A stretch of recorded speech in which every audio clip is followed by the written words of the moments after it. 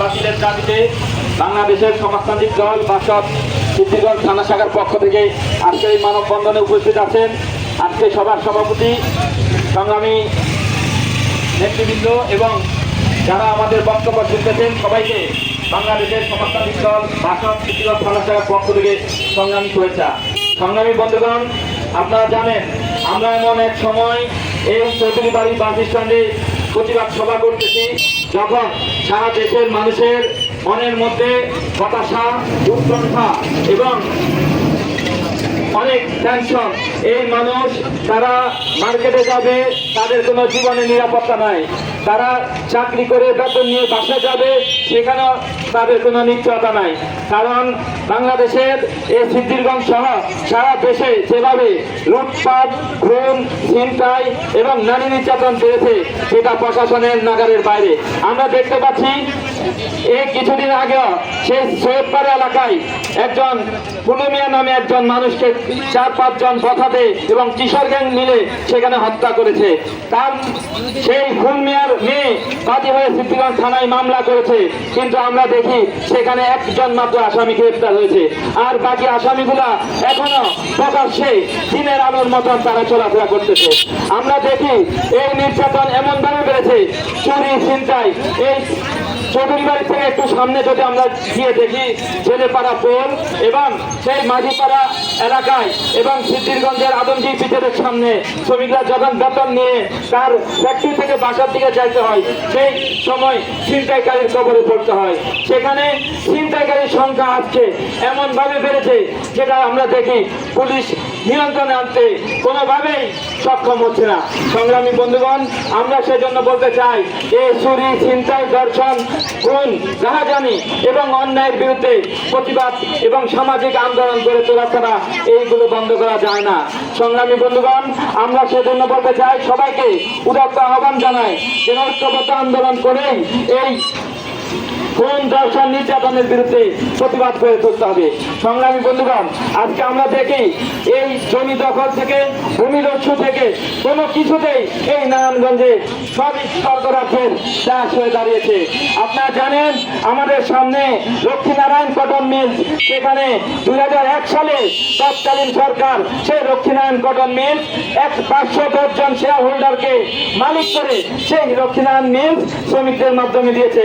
কিন্তু আমরা দেখি নারায়ণগঞ্জের শেখ পাঠানতলী নিট কনসার্নের মালিক জয়নারউদ্দিন মোল্লা এবং জাহাঙ্গীর আলম মোল্লা এবং মনা সহ বিভিন্ন অপচেষ্টা করে সেই লক্ষ্মীনারায়ণ কটন মিল 700 কোটি টাকার কটন মিল 35 কোটি টাকায় বিক্রি পায়তারা করতেছে। আজকে আমরা দেখি সেখানে শেয়ার হোল্ডাররা আজকে 53 জন শেয়ার হোল্ডার মানবেতর জীবনযাপন করতেছে। তারা শেয়ার ওই নিট কনসার্নের মালিকের কাছে জমা দেয়নি বলে নিট কনসার্নের মালিকের গুন্ডা বাহিনী, সন্ত্রাসী বাহিনী কিছুদিন আগেও সেই 20 তারিখ রাত্রে 10টা বাজে সেই শেয়ার হোল্ডারদের উপর হামলা করেছে। আমরা অবিলম্বে প্রশাসনকে বলতে চাই এই নিট কনসার্নের যে সন্ত্রাসী বাহিনী আছে তাদেরকে গ্রেফতার করতে হবে।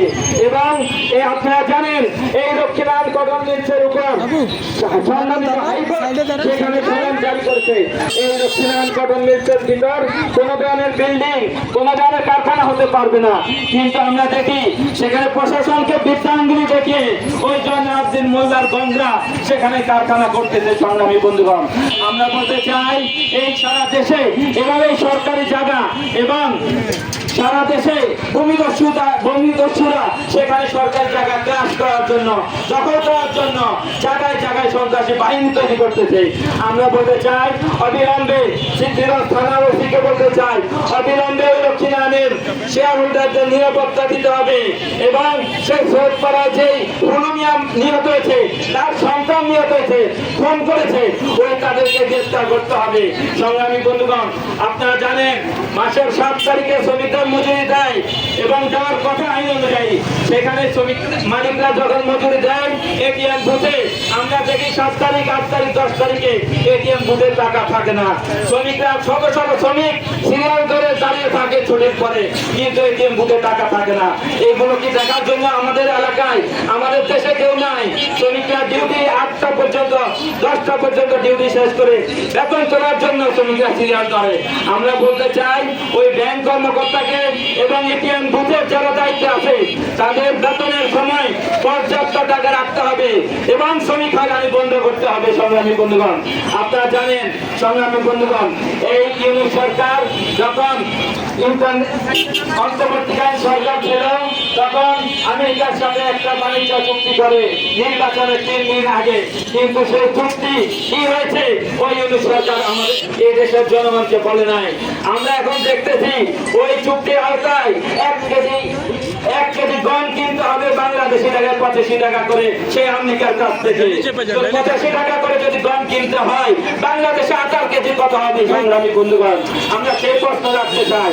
এই ধরনের সেই চট্টগ্রাম বন্দর বিদেশিদের কাছে তুলে দেওয়ার জন্য বিভিন্ন পায়তারা করতেছে। সংগ্রামী বন্ধুগণ, আমরা বলতে চাই অবিলম্বে ওই মার্কিন সাম্রাজ্যবাদের সাথে যে চুক্তি করেছে ওই চুক্তি বাতিল করতে হবে। সেই জন্য দুর্বার আন্দোলন করে তুলতে হবে। সংগ্রামী বন্ধুগণ, আগামী মাসের 5ই আগস্ট সেই ঢাকা প্রেস ক্লাব বাংলাদেশের সমাজতান্ত্রিক দল বাসদ এক বিশাল জনসভার আয়োজন ডাক দিয়েছে। যেই বাণিজ্য চুক্তি বাতিল সহ জুলাই অভ্যুত্থানের চেতনা দেশ বিক্রি হবে না, এই স্লোগানকে সামনে রেখে সেই জনসভায় আপনারা উপস্থিত হয়ে সবাইকে উপস্থিত হওয়ার জন্য উদাত্ত আহ্বান জানাচ্ছি। সেই বলে আমি আমার বক্তব্য শেষ করছি। দুনিয়া মজদুর এক